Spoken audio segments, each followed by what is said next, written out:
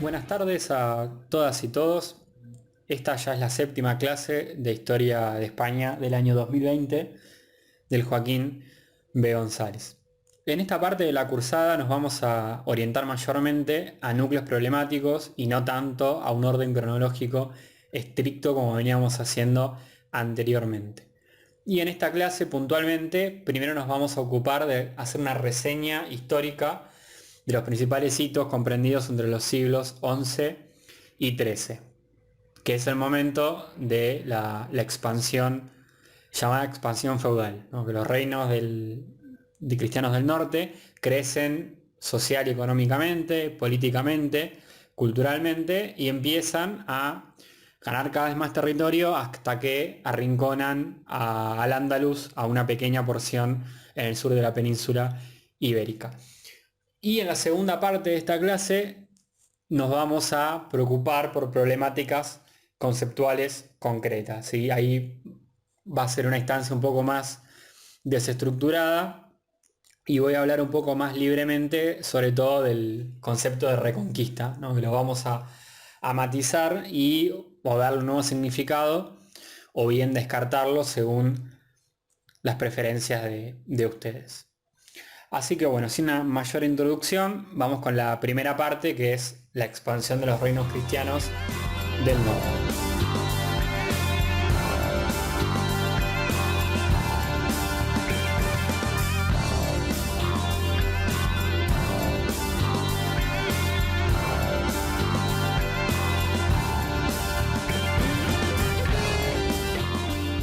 Bien, hasta este momento de la cruzada vimos cómo se forman diferentes núcleos cristianos en el norte de la península.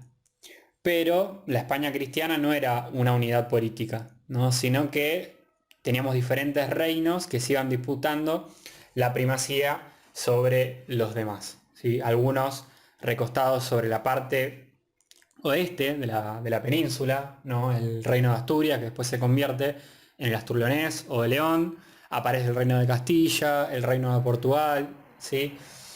Y después, al otro lado de los Pirineos, pegadito a lo que sería la actual Francia, teníamos esos núcleos pirenaicos, como lo que va a ser Cataluña después, o sea, los condados catalanes, el condado de Aragón, después Reino de Aragón, y Navarra, ¿no? Este híbrido que tiene bastante influencia vasca, sobre todo, y franca, ¿no?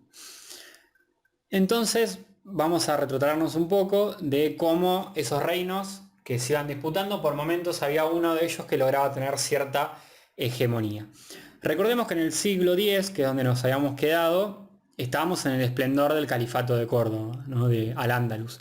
Y al final de la centuria estaban las expediciones del temible Almanzor, ¿no? Que ejecutaba diferentes razias sobre el territorio cristiano. Pero al filo del año 1000 se empieza a dar vuelta la ecuación, ¿sí? Ahora la principal potencia hegemónica, sin lugar a dudas, es el reino de Pamplona, comandado por Sancho el Mayor, que gobierna desde 1004 hasta el año 1035.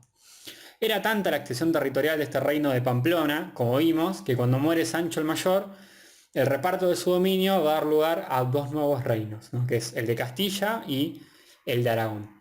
Y en el siglo XII Aragón se va a fundir con los condados catalanes, aproximadamente en el año 1137, y tenemos la corona de Aragón que integra lo que sería la Cataluña actual y también la comunidad de Aragón contemporánea. Y el reino de Asturias, que se convierte en León, con diferentes vaivenes en cuanto a su unión con Portugal y Castilla, que arrancan como embriones de Asturias, pero después logran independencia. Y en el siglo XIII es que esta unión, desunión, unión, desunión, idas y vueltas, este histeriqueo dinástico de Castilla y León, termina con la unión definitiva en el año 1230. El primer punto de inflexión no lo encontramos en el siglo XI, cuando se desploma el califato y es sustituido por diferentes reinos llamados reinos taifas, que generan un cambio en el equilibrio. Hasta ese momento Córdoba era la fuerza hegemónica al sur de los Pirineos, ¿no? Primero el emirato, después el califato. Lanzaban operaciones castigo contra los reinos cristianos, ¿no? Eran ofensivos. Intervenían en las querellas internas y también recibían tributos de los cristianos en reconocimiento de su subordinación. Pero con la guerra civil, también llamada fitna, que estalla entre árabes, bereberes y mercenarios eslavos, los eslavos provienen de lo que sería la zona de la actual Rusia.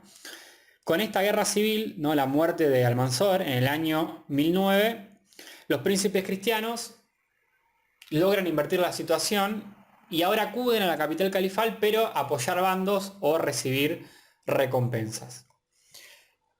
Cuidado, no es que de un día al otro Al-Ándalus pierde su poder, ¿no? Sino que los reinos taifas, está bien, ocupan más territorios, son más ricos y poblados, pero es evidente que la balanza política se empieza a inclinar, ¿sí? Estos reinos taifas les van a deber recompensas, como dijimos, a reinos cristianos que se van a llamar parias, ¿sí? Primero, como retribución a las tropas cristianas por servicios militares, por intervenir en los diferentes problemas intestinos de Al-Ándalus, pero después ya como una extorsión para evitar ser atacados. Estos tributos que reciben los cristianos van a revitalizar toda la economía del norte, ¿sí?, favoreciendo un gran desarrollo urbano y comercial que vamos a profundizar la clase que viene. Y sobre todo, el Camino de Santiago toma bastante protagonismo. Recordemos que el Camino de Santiago integraba la península ibérica con el occidente europeo por esa vía franca o francesa. Y también los reinos del noroeste van a promover a la orden de Cluny, que es la orden monástica más importante de la época. Tiene mucho poder, una liturgia bastante importante y recibe muchas donaciones. También los reinos peninsulares van a adaptarse a la reforma gregoriana y van a adoptar la liturgia romana, ¿no?, incrementando los contactos comerciales, culturales y políticos con el continente o el resto de lo que entendemos hoy en día por Europa.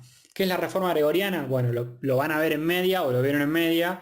También necesitaríamos una clase en sí misma para hablar de este proceso, pero voy a decir que fue un proceso reorganizativo de la cristiandad en la cual se discuten cuestiones clave y los acuerdos que devienen de ese periodo de cambio le van a terminar de dar fisonomía y plenitud a la iglesia medieval, hasta la crisis del siglo XIV, que bueno, ya cruzaremos ese puente cuando lleguemos ahí. Y este vigor que toman los reinos cristianos les va a permitir avanzar por el centro de la península, ¿no? Van a tomar Toledo, como dijimos antes, en el año 1085 y Zaragoza, por ejemplo, en el año 1118, ¿no? Por el Tajo y el Ebro, esos ríos que mencionamos antes, se va a expandir la frontera.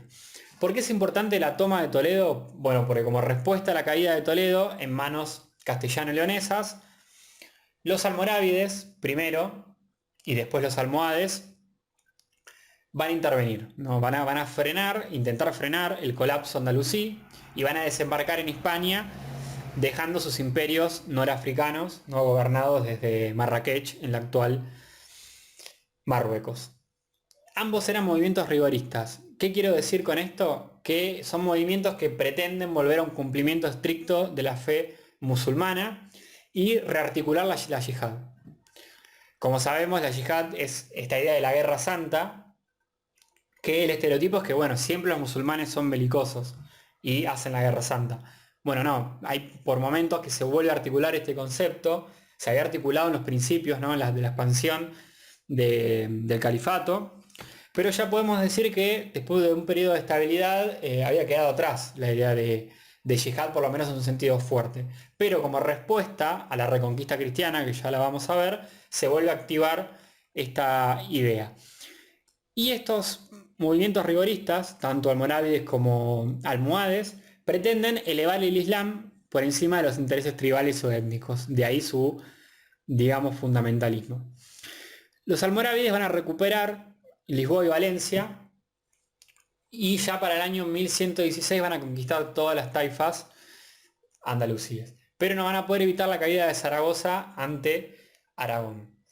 Un dato importante, hablando de esta falta de apertura de los almorávides, es que finalizan con la tolerancia a los mozárabes, ¿no?, a los cristianos que siguen persistiendo dentro de Al-Ándalus y los persiguen duramente. También hay que decir, siendo justos, que contra el mito de la intolerancia o la tolerancia absoluta, las actitudes del Islam hacia el cristianismo van variando y también viceversa, ¿no? Son dinámicas y cambian según las circunstancias políticas o de otra índole. Después, en el siglo XII ya tenemos otro movimiento que es el de los almorávides, que van a sustituir, perdón, los almohades que sustituyen a los almorávides. Los almohades son inclusive más radicales que los almorávides, ¿no? Dirigen su fundamentalismo no solo contra los cristianos, sino también contra los musulmanes, lo que les van a enajenar el favor de aristócratas musulmanes y también un poco van a explicar su declive. Bien, después de esta intervención de estos imperios norafricanos, tenemos un segundo punto de inflexión que empieza en los primeros años del siglo XIII. Ya este punto va a ser un punto de no retorno, ¿sí? Van a marcar, con dos batallas decisivas, se va a configurar política y territorialmente los reinos hispánicos. Una es la de las Navas de Tolosa, en el año 1212, anotar bien esta fecha, y la segunda, la batalla de Muret, en el año 1213. La primera batalla, las Navas de Tolosa, va a ser una coalición de príncipes cristianos de Castilla, Aragón, Navarra y Portugal, reforzada por cruzados franceses o italianos, que derrotan al ejército almohade en una gran victoria y a las tropas andalusíes. ¿Por qué participaron cruzados? Bueno, porque el Papa catalogó de cruzada esta expedición, o sea, como las cruzadas que se hacían a Tierra Santa, que después vamos a revisar este concepto, y con la promesa de que todo el que participe va a ir al cielo directamente. Bueno, puede ser que sea una motivación espiritual, pero creemos que mayor motivación es el botín, ¿no? Que se podía conseguir de esa destrucción y saqueo de Al-Ándalus. En las décadas siguientes, el imperio almohade, después de esta batalla, se va a desmoronar y los cristianos van a retomar su camino hacia el sur. Y ya contratados entre los monarcas se van repartiendo el territorio, incluso el que van a conquistar. Ya saben que van a acabar totalmente con Al-Ándalus. Aragón toma el reino de Mallorca y el de Valencia, y Castilla la mayor parte de Andalucía, ¿sí? Por ejemplo, Córdoba, Jaén y también el reino de Murcia. En Castilla se van a crear 3 órdenes militares con el modelo de las cruzadas. Hay un texto que no vamos a llegar a ver que habla de esta configuración peculiar, ¿no? de las órdenes, que no son en realidad monjes, sino que son guerreros santos, que tienen la idea supuestamente de luchar contra el Islam, repoblar y después defender las zonas fronterizas, ¿no? Y ahí nacen las 3 órdenes, que son la de Santiago, la de Calatrava y la de Alcántara, ¿sí? Y finalmente hay que decir que Portugal conquista el Alentejo y el Algarve, y ya termina su reconquista. Después de esta fase solo va a quedar el sultanato nazarí de Granada, que se forma en el año 1237, que después va a ser tomado por los reyes católicos en la famosa fecha de 1492, y ahí se termina finalmente la reconquista. También para algunos la transición hacia la Edad Moderna. Y la segunda batalla es la de Muret en el año 1213, donde cruzados desde el norte de Francia son enviados por el Papa y comandados por Simón de Montfort para combatir al rey de Aragón, y lo derrotan en el sur de Tolosa. También van a derrotar a los aliados de Aragón, que son, catalanes, occitanos y etc. ¿Por qué es importante esta batalla? Bueno, porque esto pone fin al sueño de un reino aragonés que abarque desde el Ródano hasta el Ebro, o sea, el sur de la actual Francia, y también Cataluña, y ya las regiones de Provenza y Languedoc van a quedar en manos francesas.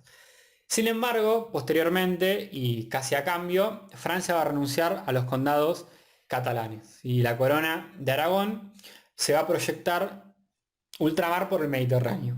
Se iba a tomar primero las islas Baleares, ¿no? La famosa isla de Ibiza, donde ahora pueden vacacionar los españoles, es porque el reino de Aragón la conquista en esa época. Sicilia, Cerdeña, y hasta llegan a parte de Grecia. Crean de verdad un imperio mediterráneo, con una marina muy importante, que es lo que va a caracterizar, sobre todo catalana, a la corona de Aragón. Estas dos batallas, el avance cristiano, van a estabilizar el mapa peninsular ya en el año 1300. Ya no se van a mover los límites mucho más que esto. Y se van a consolidar dos poderes hegemónicos. Así termina esta etapa. Pero con grandes diferencias institucionales, que lo vamos a ver la clase que viene, y también con cierta pugna entre sí, que es la corona de Castilla y la corona de Aragón. Mientras que Navarra y Portugal van a quedar como reinos con menos importancia geopolítica. ¿Sí? Tengamos en cuenta que estos reinos es difícil pensar en fronteras rígidas, impermeables entre el mundo cristiano y musulmán y entre los reinos cristianos, si no hay ningún destino de unidad, y las uniones y separaciones son producto de contingencias, ¿sí? Alianzas tácticas o motivos biológicos. Aunque terminó siendo de esta forma, no olvidemos que podría haber sido de cualquier otra. Y vamos a ver a continuación cómo la Reconquista fue una ideología que justificó muy a posteriori la destrucción y el reparto de Al-Ándalus, ¿no? Con la respuesta de Al-Ándalus, que es la Guerra Santa o la Yihad, para justificar por sus propios medios y religiosamente la conquista y la sucesión de los reinos cristianos.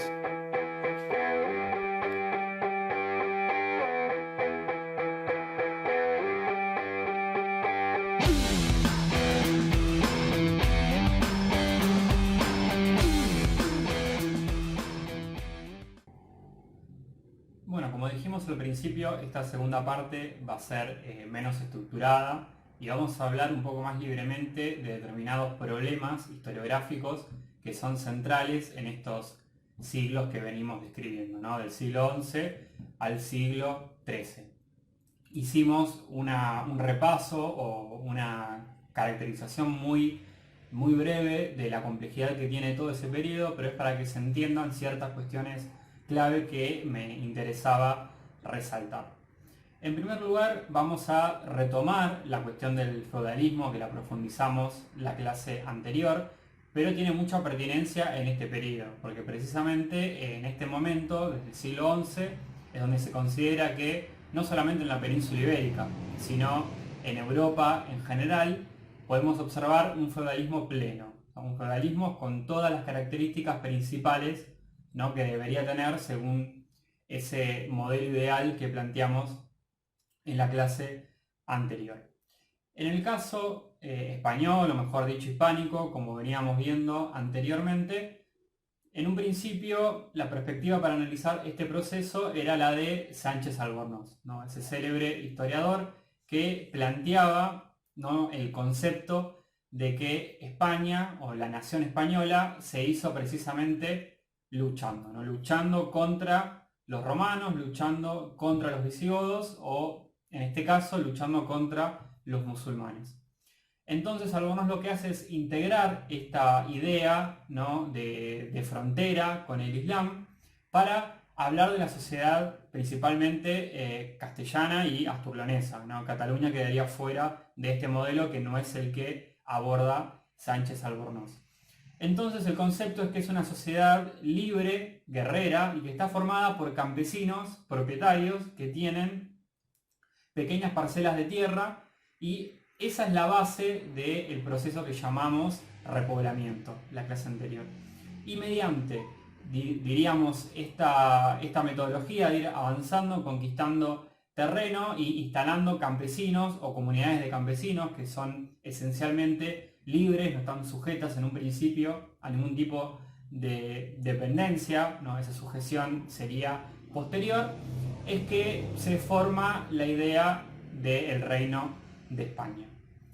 Esta cuestión obviamente no es inocente, sino que tiene que ver con este proyecto nacionalista que mencionábamos anteriormente, y es definir también a España por oposición al Islam, ¿no?, como España dentro de lo occidental, lo cristiano, y el Islam del otro lado de esa frontera, que en este momento histórico no es tan apropiado hablar de frontera como lo entendemos hoy en día, porque no es una frontera trazada en un mapa de forma política, sino que se usa el concepto de marca, en realidad, como esas sociedades que se instalan en esos terrenos entre un mundo y el otro, y tienen relaciones en general de conflicto, pero no solamente de conflicto. Si tuviéramos la oportunidad de tener clases presenciales, tal vez hubiéramos podido profundizar más en determinados temas y el tema de la frontera es fundamental y tiene mucha vigencia. Yo acá, por ejemplo, tengo un libro que en realidad es una compilación, sí, bastante nueva, o relativamente nueva, del año 2017, donde se trabaja el problema de la frontera. Primero, la frontera principal es con el Islam, como venimos diciendo, pero también las diferentes espacios fronterizos que se forman entre los reinos, o sea, fronteras muy laxas en realidad. O sea, más allá, en la clase anterior decíamos cómo Castilla y León se separan, se unen, hoy vimos que se unen definitivamente, pero más allá de esas decisiones políticas, o diríamos dinásticas, de linajes que se separan por casamientos, o se unen, mejor dicho, hay poblaciones que están instaladas en el territorio y van teniendo vínculos, incluso entre poblaciones que son supuestamente dentro de Al-Ándalus o poblaciones que son cristianas, pero en el largo plazo siguen manteniendo sus vínculos. Así que bueno, más allá de este tema de la frontera, que tiene bastante interés, y yo simplemente doy la punta del ovillo para que puedan seguir tirando del hilo si así lo desean, me interesaba precisamente recalcar esta concepción de Sánchez Albornoz de plantear España como algo específico dentro de la Europa feudal, dándole una identidad propia, diríamos, ¿no? Después, este concepto con el tiempo también fue bastante cuestionado. Por ejemplo, por autores o autoras como Reina Pastor o Barbero y Vigil, que también fue un autor que habíamos visto que hubiéramos podido ver con mayor profundidad en otro contexto. Estos autores lo que plantean precisamente es que, por un lado, la libertad campesina duró muy poco, ¿sí? Este mito del campesino libre que va colonizando el territorio y avanzando, bueno, no fue así. En realidad la mayoría de las tierras siempre se las apropiaba la aristocracia, tanto laica como eclesiástica, o sea, los nobles y los monasterios, las iglesias, y el campesinado rápidamente entró en dependencia de estas figuras más poderosas. En Castilla, como vimos la clase pasada, ya en el siglo XI podemos decir que está bastante feudalizada si lo entendemos desde este punto de vista más materialista. Entonces, el mito de esta España no feudal, o que se feudaliza tardíamente por importación de elementos carolingios, francos, en síntesis, no se ajusta a la realidad y a lo que después fue cimentando la historiografía que vino después de este institucionalismo. Entonces, contra el concepto de importación, empezó a prevalecer la idea de que por factores internos, por combustiones internas, se generan sociedades feudalizadas en la península ibérica. Aunque sí los conceptos, en un sentido jurídico, las instituciones, se pueden llegar a prestar del mundo carolingio, todas las cuestiones sociales, los aspectos sociales que hacen que una sociedad se feudalice, se producen dentro de la misma sociedad cristiana, o sea, sin necesidad de injerencia externa. Los campesinos van cayendo en dependencia de personajes más poderosos por razones intrínsecas, ¿sí? Por la misma dinámica que va teniendo esta conformación de los reinos cristianos. Y este modelo lo que permite es decir que tanto los visigodos, recordemos también lo que planteaba Barbero y Vigil, tanto los visigodos como el reino asturleonés o como la zona de Cataluña ya se estaban feudalizando o se feudalizaron.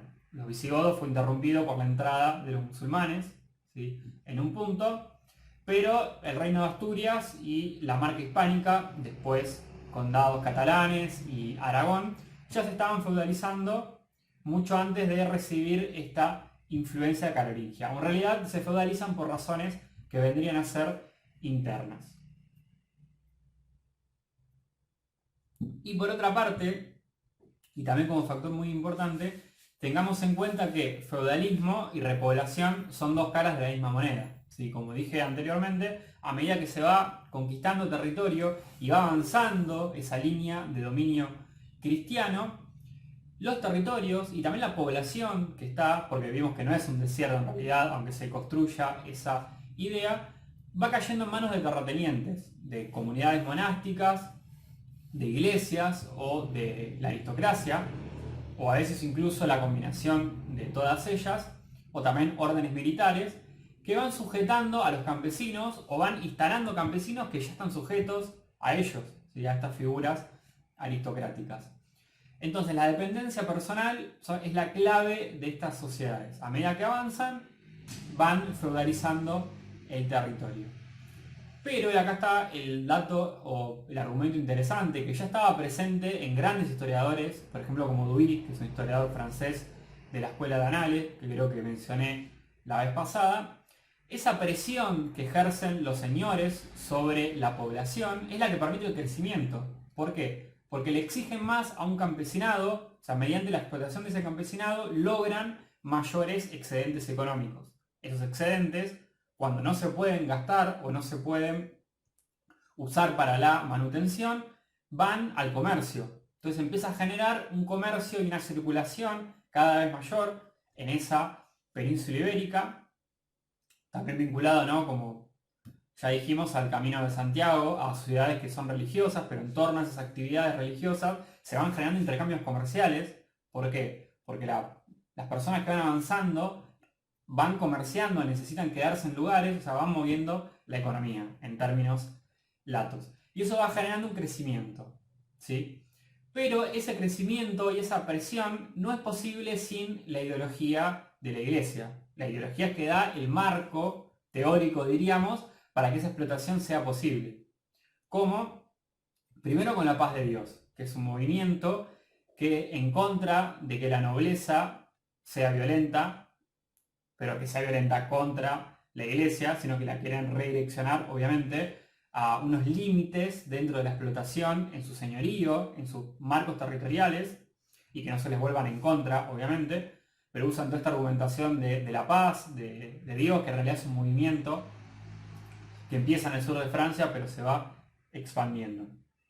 Y en segundo lugar, la teoría de los tres órdenes del imaginario, que es una postura también iniciada por Duby, muy interesante, que recoge el pensamiento teológico y eclesiástico, que va a ser fundamental en la plena Edad Media, después también en la Baja Edad Media, y se va a intentar propagar en el tiempo, que es la de pensar la sociedad de forma tripartita. O sea, que hay tres órdenes. Por un lado está el orden de los oradores, que son los que oran, esa es su función, oran por los demás. Después los velatores, que son los guerreros, los que luchan por los demás y por defender a los demás, y también por defender la fe cristiana. Acá empezamos a meternos en la idea de cruzada, que es la que está vigente en ese momento, que recordemos que empieza con esta idea de ir a recuperar Tierra Santa, que había caído en manos musulmanas.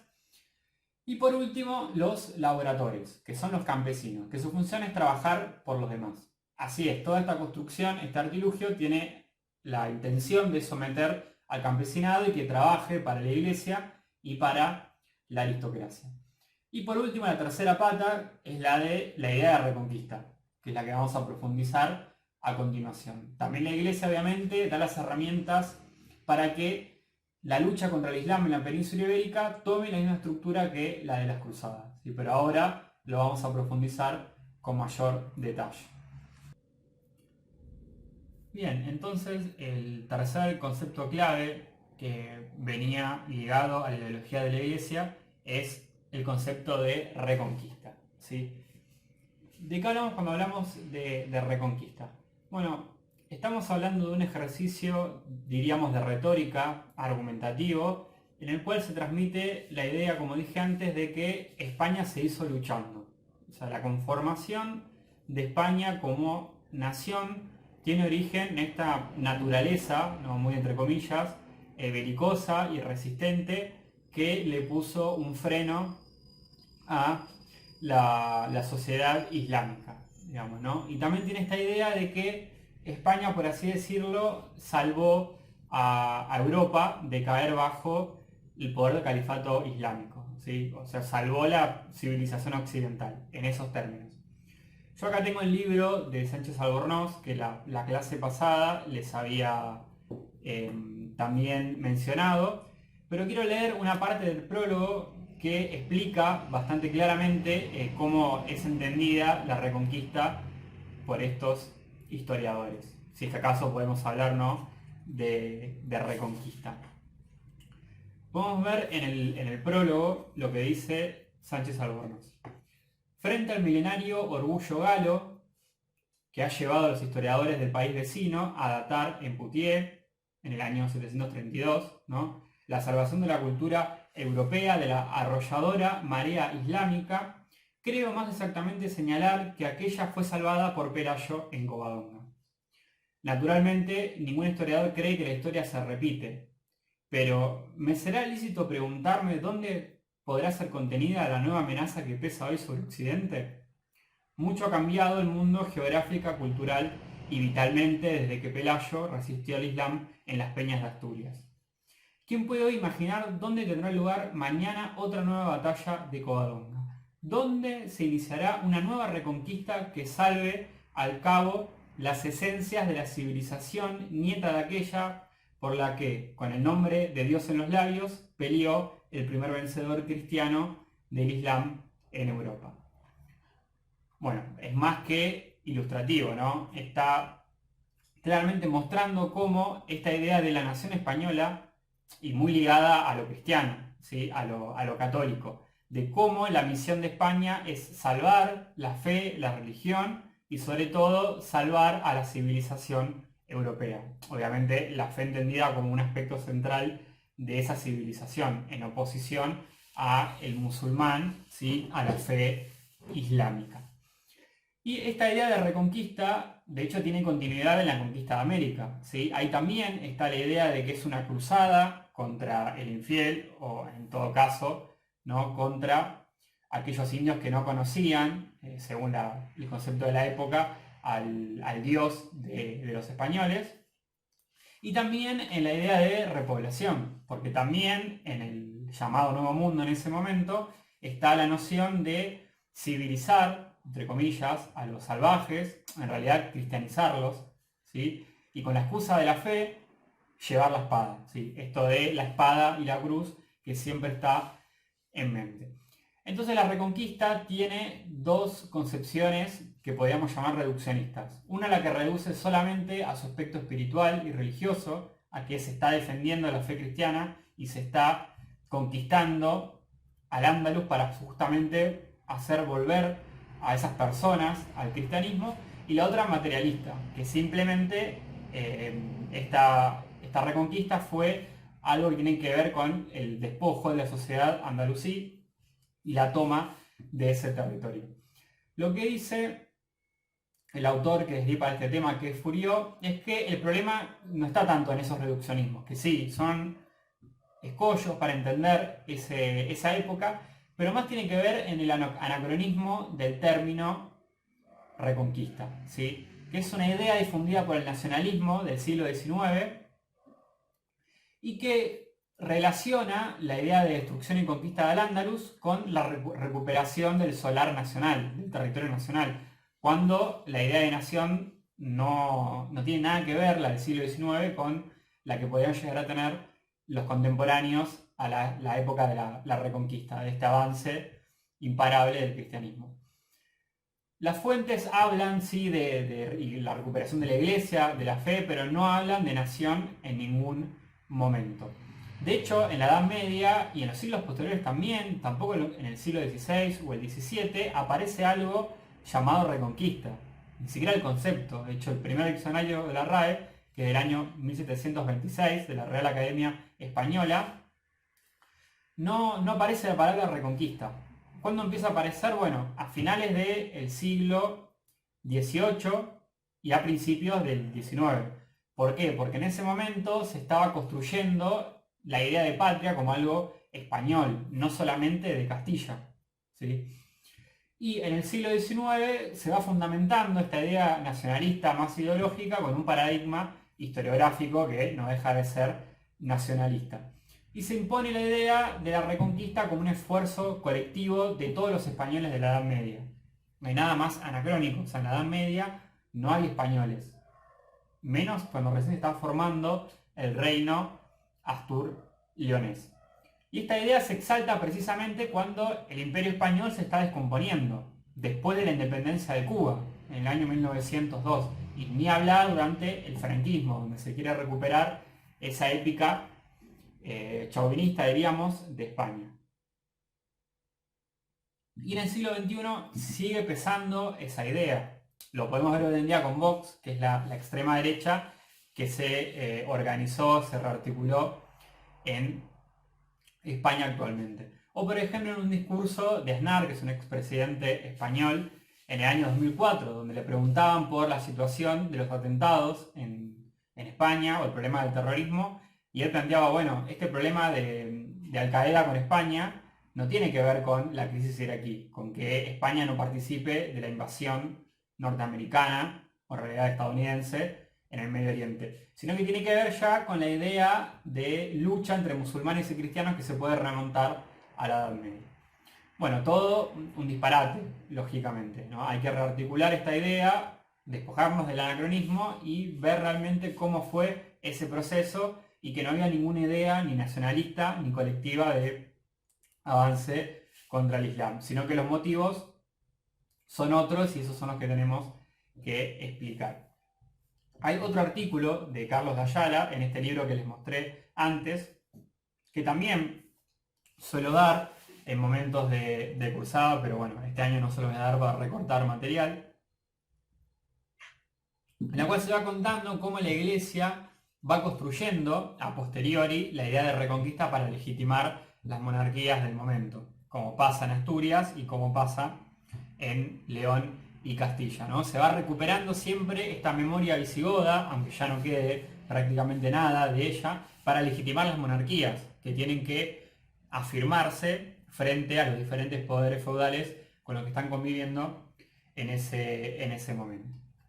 Pero bueno, sin ir demasiado lejos con esto, quiero destacar otro pilar de esta teoría, que es la teoría o el concepto, la argumentación de la españolidad andalusí, ¿no? Esto lo que quiere plantear es que supuestamente el ser español es algo inmanente e atemporal, y los árabes bereberes, solamente pusieron un barniz sobre la península ibérica. Y la población previa a los árabes, a la invasión musulmana, tiene la esencia de lo que es ser español. Y ya en un extremo es casi un argumento racial, ¿no? Bueno, hubo un problema muy pequeño con la cámara, por eso van a ver que se va a cortar un segundo, pero ya termino con esta idea y voy cerrando antes de dar las conclusiones generales de la clase. Veníamos diciendo, ¿no?, esta idea de la españolidad andalusí, ¿sí? También eminentemente nacionalista y en un punto hasta xenofóbica, ¿sí? De tratar de expulsar aquellos elementos que no están dentro de la identidad española definida como cristiana, ¿sí?, esencialmente, y sobre todo como atemporal y que estuvo siempre en la península ibérica, marginando tanto a los musulmanes como a la identidad judía y después también la identidad gitana más adelante. O sea, todos esos elementos de los cuales después va a florecer el flamenco, precisamente, que es uno de los estilos más característicos de España for export. Entonces, bueno, contra esta idea, ¿no?, de la españolidad, que es articulada por Sánchez Albornoz de una manera bastante profunda y fundamentada, eso es lo interesante, se articula la Reconquista con decir que, bueno, que en Al-Ándalus la identidad española permaneció por debajo de esa conquista árabe bereber. Después, esta postura, esta denostación del legado musulmán es bastante reformulada.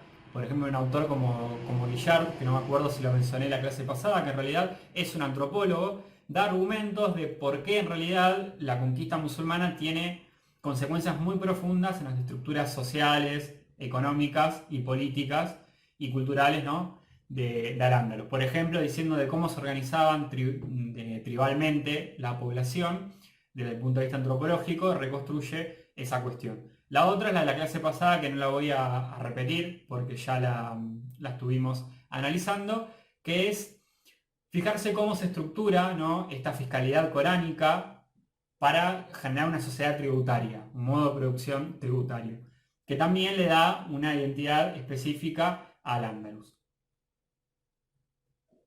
Después van a venir otros historiadores y van a decir, bueno, pero la sociedad tributaria es muy parecida a la feudal, finalmente. Y así, bueno, hay debates que son de nunca acabar. Por eso no voy a meterme demasiado en este tema. Pero sí que nos quede una idea bastante clara a modo de reflexión final.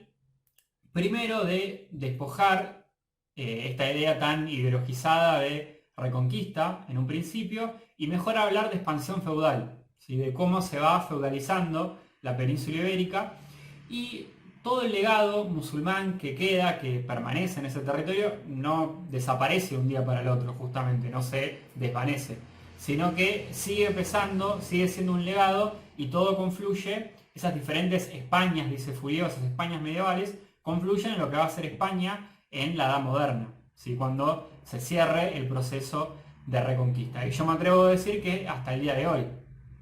Bueno, ahora no podemos visitar el sur de España, pero cualquiera que pueda ir al sur de España puede ver y me puede decir si el pasado musulmán acaso no está presente ahí, y muy presente, de hecho. Esta idea anacrónica de reconquista, además, no logra entender o interpretar que las relaciones no siempre fueron de conflicto entre los reinos cristianos y Al-Ándalus, que hubo muchas colaboraciones y que también los reinos cristianos se peleaban entre sí, o sea, se expanden por su lógica feudal expansionista, de ir conquistando más territorios, incorporándolos al patrimonio de la aristocracia o la monarquía o la iglesia, ¿sí? Pero no es que hay una justificación religiosa, sí, pero es solamente una justificación. Lo que hay que explicar realmente es por qué tuvo esa fuerza expansiva la sociedad cristiana y terminó expulsando, ¿no?, con ese último reducto del Reino de Granada, a los musulmanes de la península ibérica. Así que bueno, de esta clase me interesaba cerrar y que nos queden esas ideas que después profundizarán en los textos. Y ya la clase que viene vamos a indagar en problemas puntuales y vamos a focalizar en la monarquía, cómo se va transformando, en la aristocracia, también cómo cambia la estructura de la nobleza y el surgimiento de la ciudad como un actor de peso, que es también una novedad, y también dentro de la ciudad los mal llamados burgueses, ¿sí? De cómo se van surgiendo sectores que son plebeyos, no son aristocráticos ni son eclesiásticos, pero por su riqueza obtenida del comercio van teniendo un peso cada vez mayor y tienen que ser tenidos en cuenta. Así que con todo esto damos finalizada esta clase y nos vemos la semana que viene.